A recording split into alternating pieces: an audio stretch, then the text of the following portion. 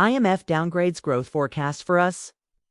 Pointing to negative shock from tariffs, the International Monetary Fund slashed its 2025 growth forecast for the U.S. economy to 1.8%, a 0.9-point decrease from January, spurred by President Trump's trade actions and policy uncertainty.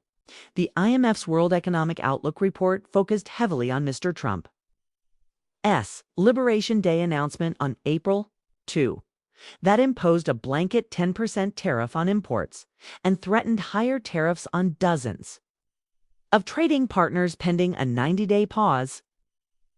This on its own is a major negative shock to growth, the IMF wrote in its executive summary.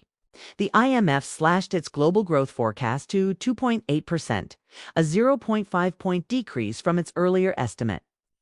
The report offers a reference forecast based on information available as of April 4th, so it would incorporate Mr. Trump's announcement on April 2nd, but may not account for the 90-day pause in reciprocal tariffs and exclusions in hefty Chinese tariffs for certain electronics.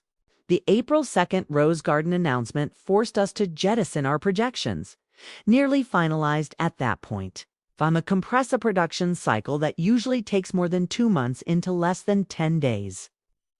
IMF chief economist Pierre-Olivier Gorinches said. The IMF put the odds of a U.S. recession at 40%, up from 25% in October. Tariffs are a tax or duty paid by importers on the goods they bring in from foreign markets.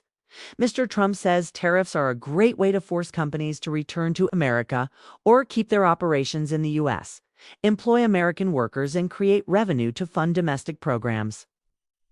Foreign countries don't pay the tariffs directly to the U.S. Treasury. In many cases, U.S. companies will pay the levies, and they might pass on at least some of the cost to consumers through higher prices. Mr. Gorinches wrote that tariffs are a negative supply shock for the economy imposing them, as resources are reallocated toward the production of non-competitive goods, with a resulting loss of aggregate productivity, lower activity, and higher production costs and prices. Vice President J.D. Vance, speaking in India on Tuesday, said that tariffs might spur profound changes. But the rebalancing of trade rules will be good for the U.S. and partner nations in the long run. Wall Street has been on a roller coaster ride as it tries to digest the path forward.